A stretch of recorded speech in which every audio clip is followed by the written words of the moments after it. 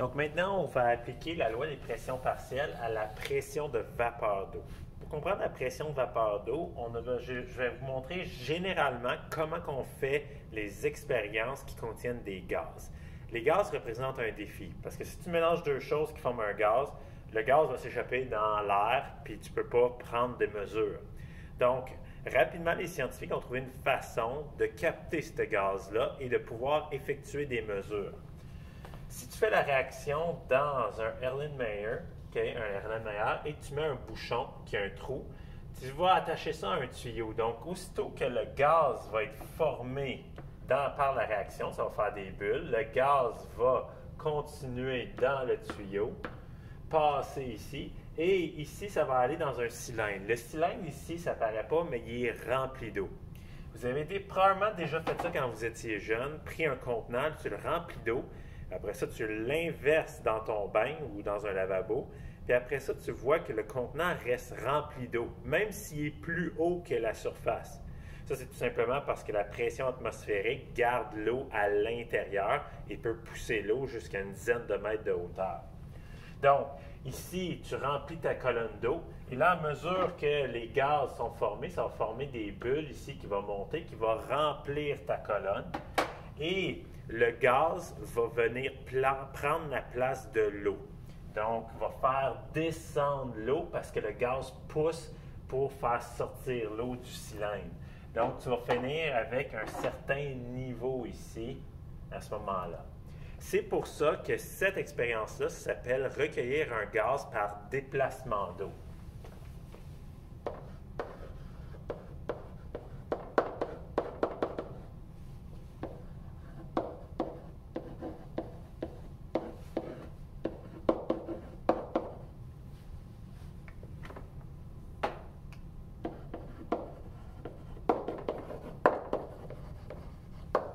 Donc, recueillir un gaz par déplacement d'eau, l'eau a été déplacée ici. On avait un cylindre gradué qui était plein d'eau. Le gaz va venir déplacer l'eau, remplir le contenant ici.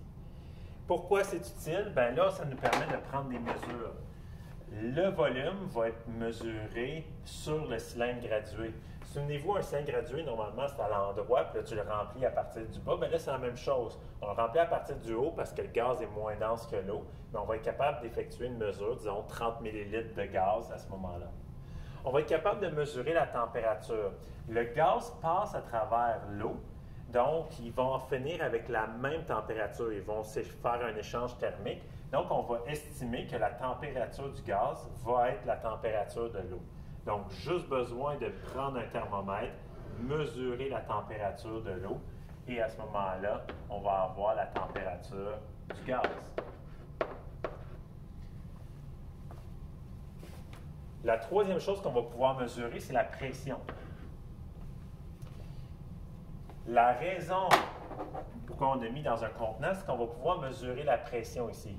Comment on va faire ça? Bien là, tu vas utiliser un baromètre pour savoir c'est quoi la pression atmosphérique. La pression atmosphérique, c'est la force avec laquelle les gaz poussent sur le liquide, ce qui faisait monter le liquide ici. Mais si on a rempli ça d'un gaz qui pousse dans l'autre direction, pour arriver à faire sortir l'eau, il fallait que la force soit plus grande que la pression atmosphérique. Et quand ça va se stabiliser, quand on va arrêter de former un gaz, ça va atteindre un équilibre et la pression à l'intérieur ici va être égale à la pression atmosphérique. Mais il y a un mais. Ici, il n'y a pas juste la pression de mon gaz. Disons qu'ici, je suis en train de ramasser de l'hydrogène. Il n'y aurait pas juste la pression de l'hydrogène. Il va aussi avoir la pression de vapeur d'eau. Donc, je vais appeler pression vapeur. Parce que quand tu as mis le gaz dans l'eau ici, il y a de l'eau qui s'est évaporée aussi. Puis c'est normal.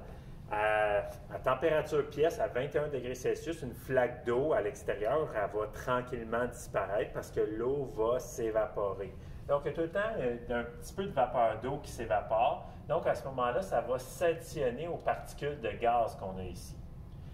Donc, on sait que la pression à l'intérieur est égale à la pression à l'extérieur pour avoir un équilibre. Donc, on arrive avec une nouvelle formule. La pression à l'extérieur, c'est la pression atmosphérique. La pression à l'intérieur est due à deux gaz. Donc, selon la loi des pressions partielles de Dalton, c'est la pression du gaz que je suis en train de recueillir dans mon expérience, plus la pression de vapeur d'eau. Moi, ce qui m'intéresse, c'est de connaître la pression du gaz ici. C'est avec ça que je vais pouvoir faire mes calculs. Je vais avoir le volume du gaz, la température du gaz et la pression du gaz. Donc, il va falloir que je réarrange cette formule-là. Si je veux isoler P gaz ici, je vais envoyer ça de l'autre côté. Ça va devenir pression atmosphérique moins pression de vapeur d'eau. La pression atmosphérique, je vais le calculer à l'aide d'un baromètre. Mais la pression de vapeur d'eau, où vais-je la trouver? Bien, la pression de vapeur d'eau ne dépend que d'une seule chose, la température. Peu importe c'est quoi les autres pressions qu'il y a autour, peu importe dans quelle substance qu'elle se trouve, la pression de vapeur d'eau ne dépend que de la température. Fait que vous avez un tableau, je l'ai écrit ici à la page 558, qui vous dit c'est quoi la pression de vapeur d'eau en fonction de la température. Donc, moi, présentement, dans ma classe, il fait 23 degrés Celsius. Fait que si je regarde à 23 degrés Celsius, la pression de vapeur d'eau est de 281 kPa. Donc, c'est avec ça que vous allez pouvoir faire différents calculs. L'important, ce que je dis souvent aux élèves, c'est le mot-clé déplacement d'eau. Donc, si vous lisez une question, puis ça dit quelle sera la pression du gaz dans une expérience de déplacement d'eau, il faut que vous pensiez à cette formule-là ici. Elle ne sera pas donnée sur la feuille de formule, c'est vous-même qui vous devez vous en rappeler. Ici, quelle est la pression de l'hydrogène formée par déplacement d'eau si la pression atmosphérique est de 101,71 kPa? Donc, encore une fois, on a déplacement d'eau. Sitôt que vous voyez ça, vous savez que si vous cherchez la pression du gaz, ça va être la pression atmosphérique moins la pression de vapeur d'eau. On a la pression atmosphérique, elle est donnée dans le problème, mais on n'a pas la pression de vapeur d'eau. Mais il faut que tu te souviennes qu'à la page 558 et avec une température, tu peux la trouver.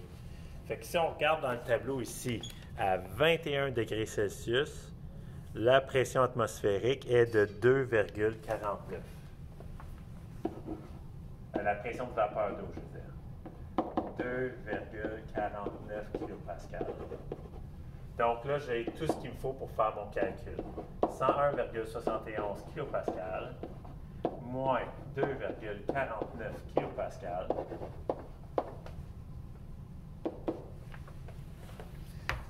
va me donner 99,22 kPa.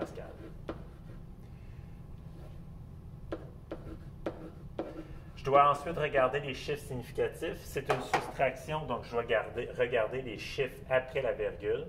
Donc ici, j'ai deux chiffres après la virgule, deux chiffres après la virgule, donc je vais garder deux chiffres après la virgule.